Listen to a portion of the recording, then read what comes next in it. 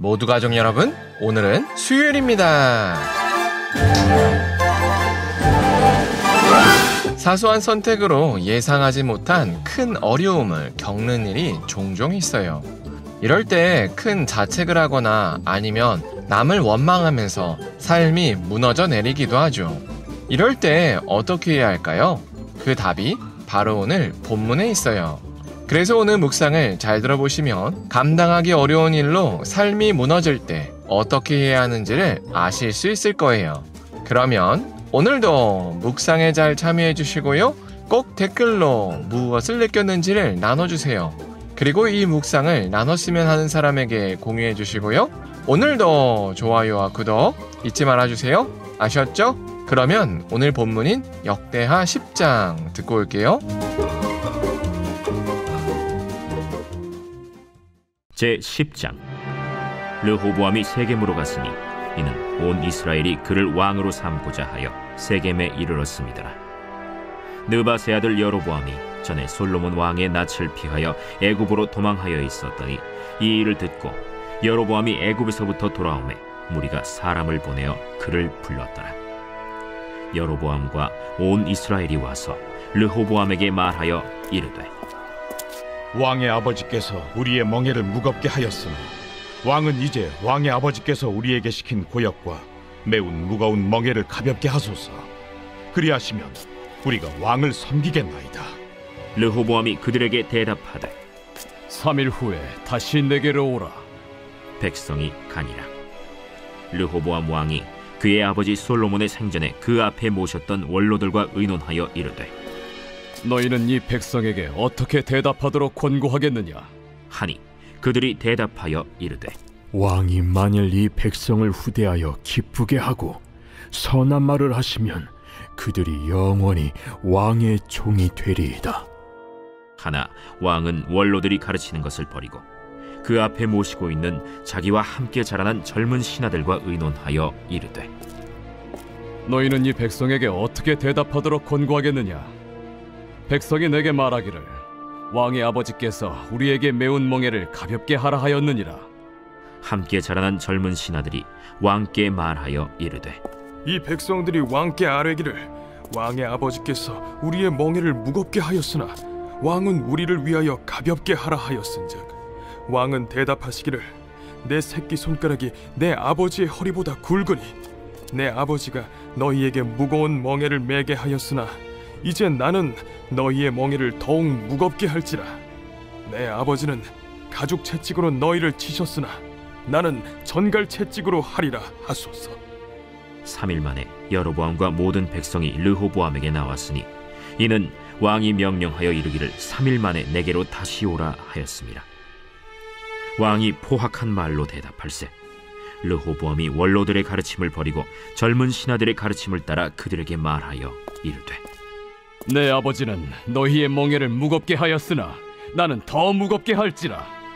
내 아버지는 가죽 채찍으로 너희를 치셨으나 나는 전갈 채찍으로 치리라. 왕이 이같이 백성의 말을 듣지 아니하였으니 이 일은 하나님께로 말미암아 난 것이라. 여호와께서 전에 실로 사람 아히야로 하여금 느밧의 아들 여로보암에게 이르신 말씀을 응하게 하십니다.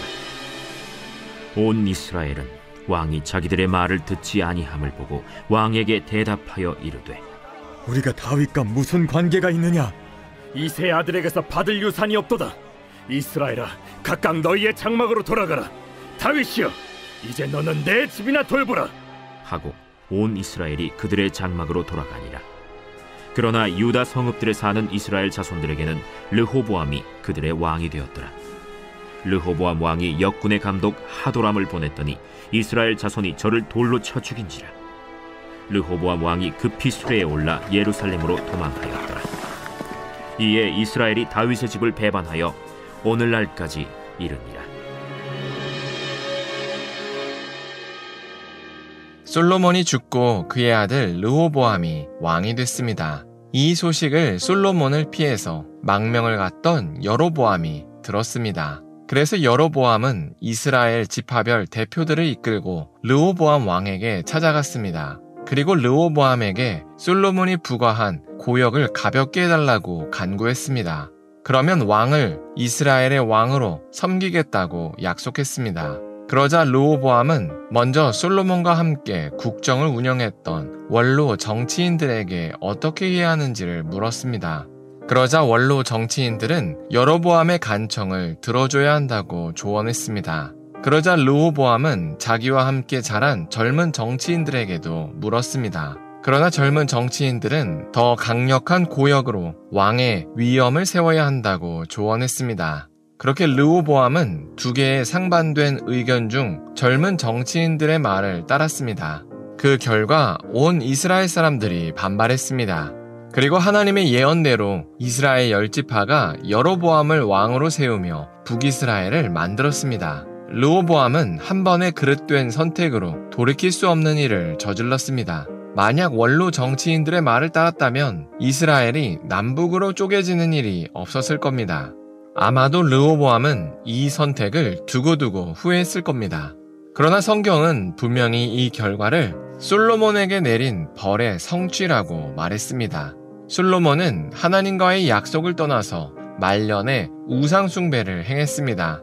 그래서 하나님께서 솔로몬에게 나라를 뺏어다가 여로보암에게 주신다고 하셨습니다. 그러나 다윗과의 약속 때문에 솔로몬 때는 행하지 않으시고 그의 아들 때 행하겠다고 하셨습니다.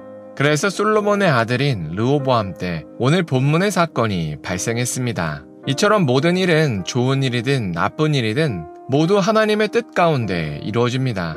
그래서 남북 이스라엘이 갈라진 것도 단순히 르호보암이 어리석어서 생긴 일이 아니었습니다. 하나님의 큰 뜻이 있었습니다. 그래서 우리도 이 사실을 반드시 기억해야 합니다. 특히 안 좋은 일을 당할 때 더욱더 기억해야 합니다. 왜냐하면 그래야 좌절하지 않을 수 있기 때문입니다. 우리가 안 좋은 일을 만났을 때 좌절하는 이유는 안 좋은 일이 안 좋은 결과로 끝날 것이라고 여기기 때문입니다. 그러나 안 좋은 일조차 하나님의 뜻 가운데 있다는 사실을 기억해야 합니다. 그러면 안 좋은 일도 다르게 해석됩니다. 왜냐하면 하나님은 우리를 사랑하시고 우리를 살리시길 원하시기 때문입니다. 하나님은 우리를 살리시기 위해서 자신의 친아들인 예수님을 희생하실 만큼 우리를 사랑하십니다. 그러므로 우리에게 어려움이 찾아오는 이유는 전부 누구의 실수나 운이 나빠서가 아닙니다. 우리도 모르는 하나님의 크신 계획 때문입니다.